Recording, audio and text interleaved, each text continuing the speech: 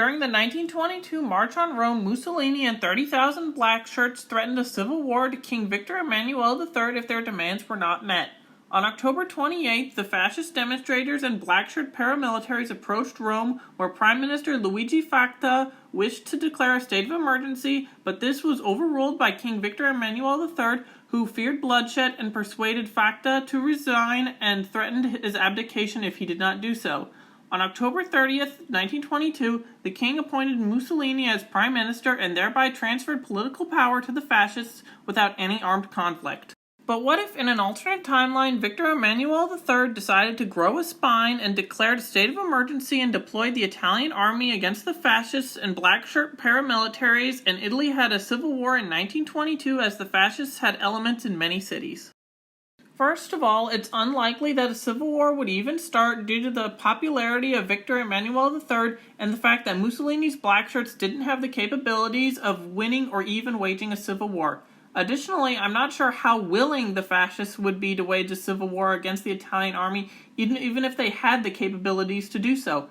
Furthermore, the Italian army would not defect to support the fascists, as shortly before World War II, many soldiers claimed that their loyalties lay with the monarchy and not with Mussolini. Additionally, in World War II, the army would join the Allies in 1943 when King Victor Emmanuel III decided to switch sides.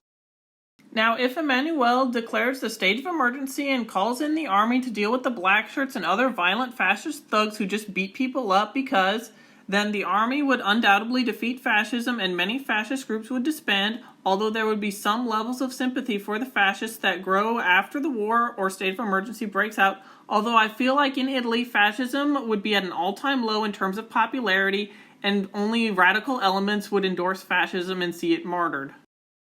But depending on how long this state of emergency lasts, there would be some levels of foreign intervention within Italy. Since this is 1922 and the state of emergency lasts throughout the year and possibly lasts until 1924 depending on how this war is waged, there would be undoubtedly an attempt at a Bolshevik interference since Trotskyism is still a policy of the Soviet Union and there are many temporary Soviet republics in Europe during the early interwar years.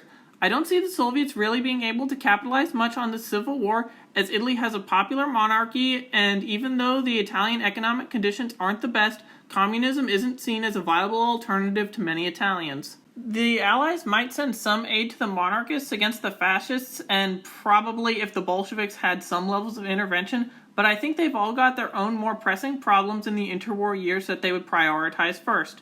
Perhaps some armaments are sent, and maybe a battalion or two from several nations, but not much more than just moral support is given by the Allies. There would be no international support for the fascists whatsoever, other than possible White Army exiles who appeal to the anti-communist elements of fascism. So, with this monarchist victory, there would likely be no invasion of Ethiopia by the Italians, and the pacification of Libya either would not happen or be a lot milder than it was in our timeline. Italy would also not spend all that money on fighting in those wars, so the Italian economy is less dire than it was in our 1939. It's unknown how this would affect Italy's course in the interwar years. Italy would also remain a member of the Allied powers, and Hitler cannot be inspired by the March on Rome to do the beer hall putsch. So therefore it's really unknown how a failed March on Rome would impact the angry mustache model's plans for Germany.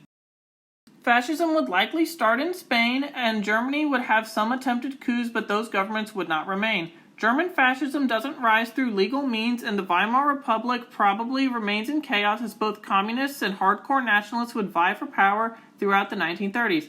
But it's still probable that Germany would turn to fascism in the late 1930s or early 1940s.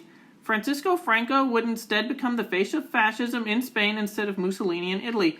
And it's possible that the Spanish Civil War would have ended in the First Battle of Madrid without any involvement from the international brigades.